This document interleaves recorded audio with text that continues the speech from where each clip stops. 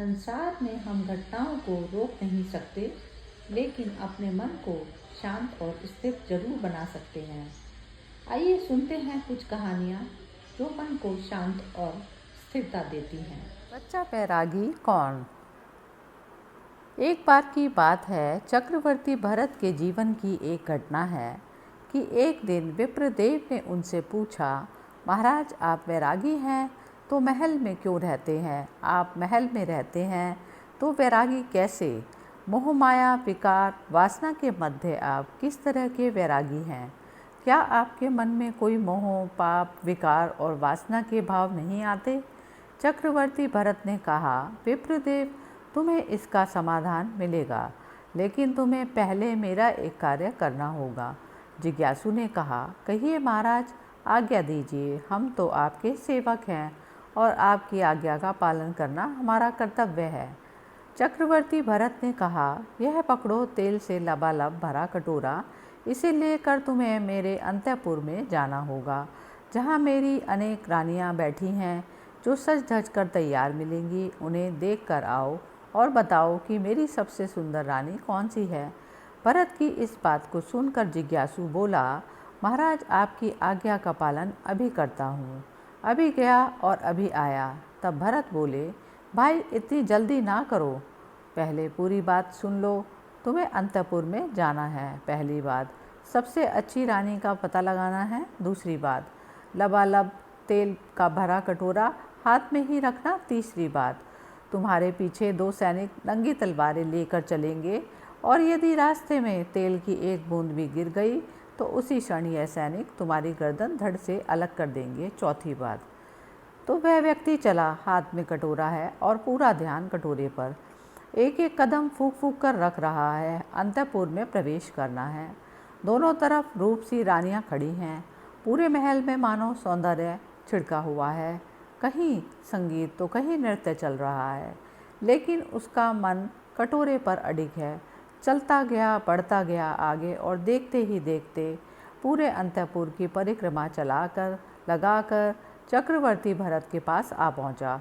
पसीने से तरबतर था, बड़ी तेजी से हाँफ रहा था। चक्रवर्ती भरत ने पूछा, बताओ मेरी सबसे सुंदर रानी कौन सी है? जिज्ञासु विप्रदेव बोले, महाराज आप रानी की बात पूछ रहे हैं? कैसी रानी? किसकी रानी? मुझे कोई रानी वानी नहीं दिख रही थी। मुझे तो अपने हाथों में रखा कटोरा और अपनी मौत दिखाई दे रही थी। सैनिकों की चमचमाती नंगी तलवारें दिख रही थी। तो तब भरत ने कहा, वत्स यही तुम्हारी जिज्ञासा का समाधान है। तुम्हारे सवाल का जवाब है, जैसे तुम्हें अपनी मौत दिख रही थी, रानियां नहीं, रानियों का रूप नहीं, सौंदर्य नहीं, इसी बीच रूप में रानियों को देखकर तुम्हारे मन में कोई पाप विकार नहीं उठा, वैसे ही हर पल मैं अपनी मृत्यु को देखता हूँ। मुझे हर पल मृत्यु की पदचाप सुनाई देती है और इसलिए मैं इस संसार की वासनाओं की कीचड़ से ऊपर उठकर कमल की तरह खिला रहता हूँ। रंग रंग में भी वैराग की चादर ओढ़े रहता हूँ। इसी कारण मोह माया विकार वासना मुझे प्रभावित नहीं करती। जीवन की चादर को साफ स्वच्छ और ज्यों की त्यों रखनी है तो इस संसार में क्रांति के लिए एक ही सूत्र है और वह है मृत्यु। इस मृत्यु का मुहूर्त नहीं होता, ना तो जन्म का कोई मुहूर्त होता है और न मृत्यु का। गृह प्रवेश तो मुहूर्त होता है, लेकिन संसार त्याग का नहीं।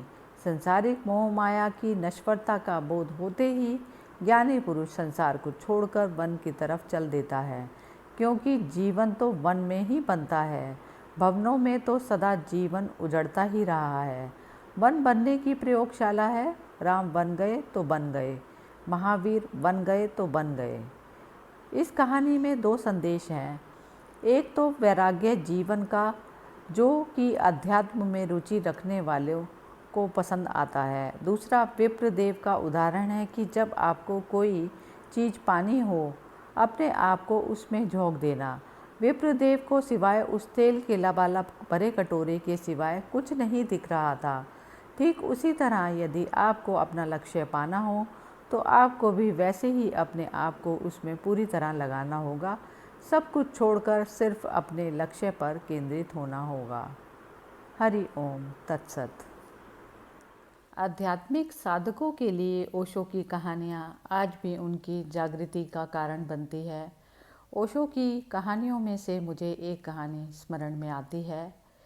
कोरिया में एक भिक्षुणी स्त्री, एक सन्यासिनी, एक रात एक गांव में भटकती हुई पहुंची।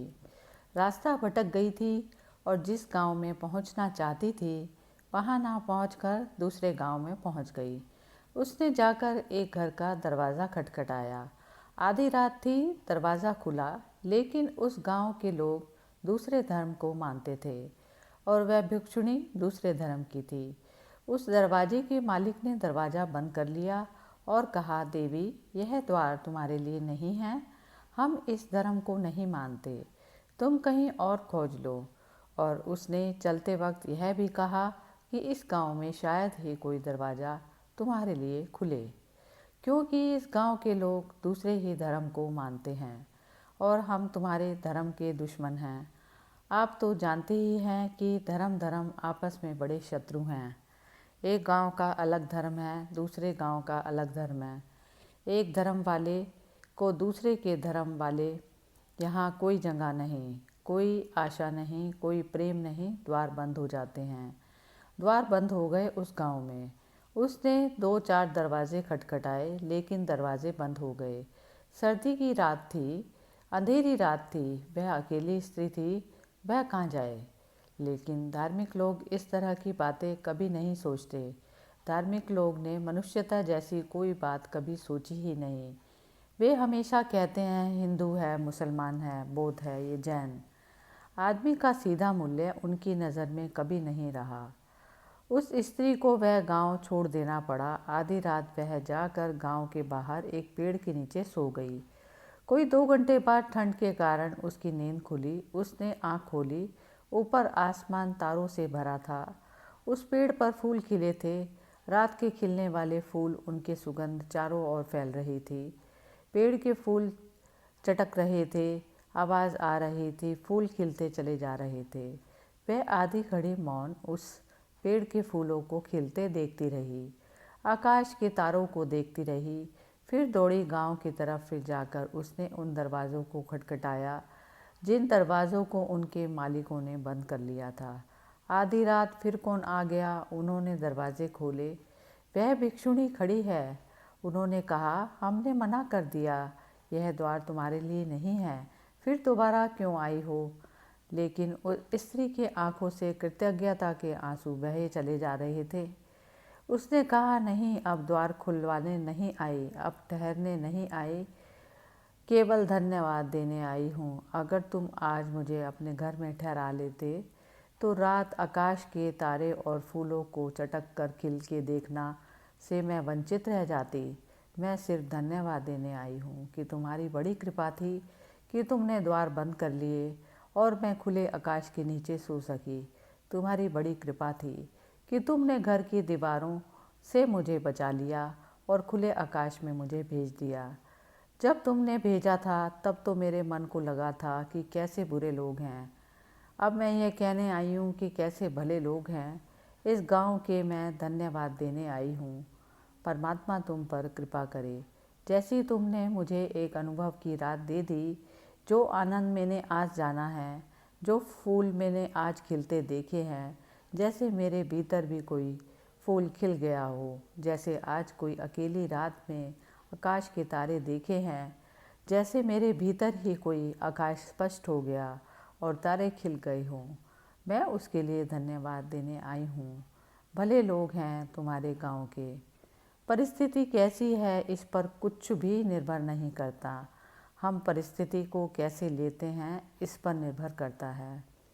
तब तो राह पर पड़े पत्थर भी सीढ़ियाँ बन जाते हैं, और जब हम परिस्थितियों को गलत ढंग से लेने के आदी हो जाते हैं तो सीढ़ियाँ भी राह में पड़े पत्थर के समान मालूम पड़ने लगती हैं, जिनसे रास्ता रुकता है। पत्थर सीढ़ी बन जाते हैं, सीढ़ियाँ पत्थर मालूम होती हैं। अवसर दुर्भाग्य मालूम हो सकते हैं।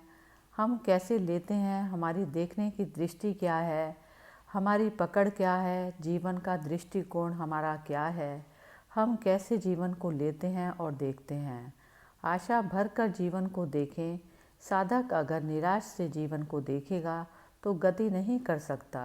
आशा से भरकर जीवन को देखें, अधैर्य से भरकर अपने जीवन को देखेंगे तो मन को साधक एक कदम आगे नहीं बढ़ा सकता। धैर्य से अनंत धैर्य के जीवन को देखें, उतावलेपन में जीवन को देखेंगे, शीघ्रता में भागते हुए तो साधक 1 इंच भी आगे नहीं बढ़ सकता। अनंत को पाना है तो अनंत धैर्य की आवश्यकता है। अनंत सब कुछ खाली होने पर ही मिलता है। हरि ओम तत्सत।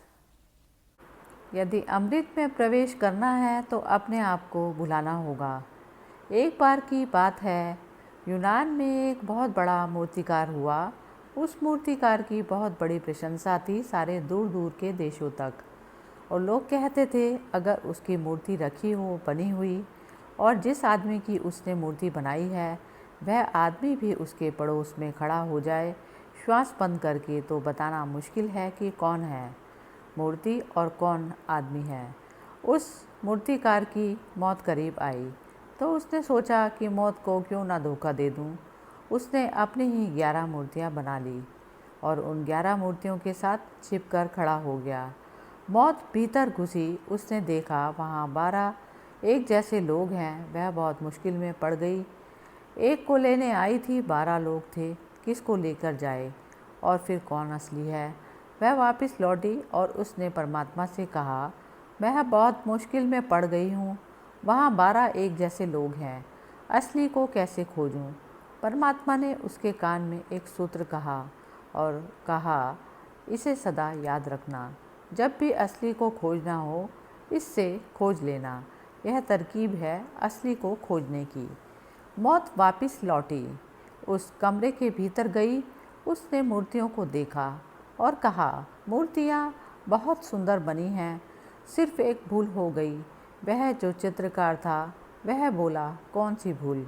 उस मृत्यु ने कहा, यही कि तुम अपने को नहीं भूल सकते, बाहर आ जाओ। और परमात्मा ने मुझे कहा कि जो अपने आप को नहीं भूल सकता उसे तो मरना पड़ेगा, और जो अपने आप को भूल जाए उसे मारने का कोई उपाय नहीं, वह अमृत को उपलब्ध हो जाता है। जीवन जीने की 2 प्रकार की दृष्टि होती हैं, सकारात्मक और नकारात्मक। सकारात्मक दृष्टि में हम बुरी से बुरी घटना में भी उसमें कुछ ना कुछ सकारात्मक देख ही लेते हैं और उस कारण हमारा जीवन स्वर्ग की तरह हो जाता है। और जिस व्यक्ति की नकारात्मक दृष्टि होती है वह जीवन में अच्छी घटनाओं में भी कुछ ना कुछ बुरा देख लेता है। इस कारण उसकी ज़िंदगी बिल्कुल नरक की तरह हो जाती है। आइए सुनते हैं एक स्टोरी। फ़कीर बायज़ीद एक रास्ते से गुजरता था। उसे चोट लग गई, एक पत्थर से पैर टकरा गया। आकाश की तरफ देखकर प्रार्थना कर रहा था। चलते चलते स्मरण कर रहा था, प्रभु का चोट लग गई, पैर लहूलुहान हो गया। वहीं घुटने टेक कर बैठ गया, लेकिन उसकी आंखों में खुशी के आंसू बहने लगे। तब उसके भक्तों ने उससे पूछा कि यह ज़रा ज़रूरत से ज़्यादा है, जिसकी तुम प्रार्थना करते हो वह तुम्हारी इतनी भी फिक्र नहीं करता कि तुम आकाश की तरफ देख रहे हो, तो वह कम से कम तुम्हारे पैरों को बचाए। उसको कुछ पड़ी ही नहीं है, तुम खाली आकाश में अपनी बातें किए जा रहे हो। यह सब प्रार्थना बेकार है, कोई है ही नहीं वहाँ, और अब तुम किस लिए प्रसन्न हो रहे हो, पैर खून बह रहा है। बायज़ीद ने कहा, नहीं समझे, तुम्हें पता नहीं, फांसी हो सकती थी, उसने बचा ली। बुराइयाँ और भूलें तो मैंने इतनी की हैं कि आज अगर फांसी भी लगती तो भी कम थी, लेकिन पैर में सिर्फ थोड़ी सी पत्थर की चोट लगी, थोड़ा सा खून बहा, उसकी बड़ी कृपा है, प्रार्थना सुन ली। तुम्हें पता नहीं है क्या हो सकता था, मुझे पता है क्या हो सकता था। प्रार्थना न होती, आज बचाने को तो फांसी हो सकती थी। प्रार्थना ने छाते की तरह ढक लिया, आज बचा लिया। ज़रा सी चोट लग गई, बच गए। धन्यवाद ना दूँ तो प्रसन्नता से, और मैं क्या करूँ फिर, मेरा तो नाचने का भी मन है। अगर देखने की दृष्टि सकारात्मक हो तो तुम शिकायत से भी धन्यवाद खोज लोगे। देखने की दृष्टि यदि नकारात्मक हो तो तुम अहोभाव से भी शिकायत खोज लोगे। यह तुम पर निर्भर है। स्वर्ग तुम्हारी दृष्टि है, नरक तुम्हारी दृष्टि है। जीवन जीने का आनंद तभी तक आता है जब हम अपने मन को थोड़ी दूरी पर रखकर उसे देखते हैं कि उसमें चल क्या रहा है। जीवन में दृष्टि यदि हमारी पैनी ना हो तो हमें आसपास की घटनाएं समझ में नहीं आती, और जब तक घटना पूरी तरह समझ ना आए तो जीवन जीने का या जीवन में उतरने का मज़ा नहीं है। कहानियों के माध्यम से हम अपनी दृष्टि को पैना बना सकते हैं, और यदि कोई भी कहानी यदि हमारे जीवन से जुड़ी ना हो और हमारे जीवन के अनुभवों से मेल ना खाती हो तो ना तो हमें सुनने में मज़ा आता और ना ही पढ़ने में मज़ा आता। आइए सुनते हैं एक कहानी। एक साधु ने एक सम्राट के द्वार पर दस्तक दी। सुबह का वक्त था और सम्राट बगीचे में घूमने निकला था। संयोग की बात थी कि सामने ही सम्राट मिल गया। साधु ने अपना पात्र उसके सामने कर दिया। सम्राट ने कहा, क्या चाहते हो? साधु ने कहा, कुछ भी दे दो, शर्त एक है, मेरा पात्र पूरा भर जाए। मैं थक गया हूँ, यह पात्र भरता ही नहीं। सम्राट हंसने लगा और कहा, तुम पागल मालूम होते हो। पागल ना होते तो साधु ही क्यों होते, यह छोटा सा पात्र भरता नहीं। फिर सम्राट ने अपने मंत्री से कहा, लाओ स्वर्ण अशर्फियों से भर दो, इस साधु का मुंह सदा के लिए बंद कर दो। साधु ने कहा, मैं फिर याद दिला दूं कि भरने की कोशिश अगर आप करते हैं तो यह शर्त है कि जब तक यह भरेगा नहीं मैं हटूंगा नहीं। सम्राट ने कहा, तू घबरा मत, पागल भर देंगे, सोने से भर देंगे, हीरे ज्वारत से भर देंगे। लेकिन जल्द ही सम्राट को अपनी भूल समझ में आ गई। अशर्फियाँ डाली गई और खो गई, हीरे डाले गए और खो गए, लेकिन सम्राट भी जिद्दी था और फिर साधु से हार माने यह भी तो उसे जमता नहीं था। सारी राजधानी में खबर पहुंच गई, हजारों लोग इकट्ठे हो गए। सम्राट अपना खजाना उसमें डालता चला गया। उसने कहा, आज दाव पर लग जाना ही है, सब डुबा दूंगा मगर उसका पात्र भर दूंगा। शाम हो गई, सूरज ढलने लगा। सम्राट के कभी खाली ना होने वाले खजाने खाली हो गए, लेकिन पात्र नहीं भरा तो नहीं भरा। वह गिर पड़ा साधु के चरणों में और कहा, मुझे माफ़ कर दो, मेरी अकड़ मिटा दी, अच्छा किया। मैं तो सोचता था यह अक्षत खजाना है, लेकिन यह तेरे छोटे से पात्र को भी ना भर पाया। बस अब एक ही प्रार्थना है, मैं तो हार गया, मुझे क्षमा कर दो। मैंने व्यर्थ ही तुझे आश्वासन दिया भरने का, मगर जाने से पहले एक छोटी सी बात मुझे बताते जाओ। दिन भर यही प्रश्न मेरे मन में उठेगा, यह पात्र क्या है, किस जादू से बना है? साधु हंसने लगा। उसने कहा, किसी जादू से नहीं, इसे आदमी के हृदय से बनाया गया है। ना आदमी का हृदय भरता, ना यह पात्र भरता। इस जिंदगी में कोई और चीज़ तुम्हें छका ना सकेगी। तुम्हारा पात्र खाली का खाली ही रह जाएगा। कितना ही धन डालो इसमें खो जाएगा, कितना ही पद डालो इसमें खो जाएगा। पात्र खाली का खाली ही रहेगा, तुम भरोगे नहीं। भरता तो आदमी का केवल परमात्मा से है, क्योंकि अनंत है हमारी प्यास, अनंत है हमारा परमात्मा, तो अनंत को अनंत ही भर सकता है। अब देखिए ये कहानी हमारे ऊपर किस प्रकार लागू होती है। ये जो मन का पात्र है, चाहे आप कितनी ही ख्याति क्यों ना पालें, कितना धन क्यों ना पालें, आपको सारे सुख ऐश्वर्य क्यों ना मिल जाएं, लेकिन आपके मन की भूख कभी ख़त्म नहीं होती। उसे मन को सिर्फ आत्मा से प्यार है और आत्मा तक जाने के लिए उसे संसार से होकर गुजरना पड़ता है। हरि ओम तत्सत।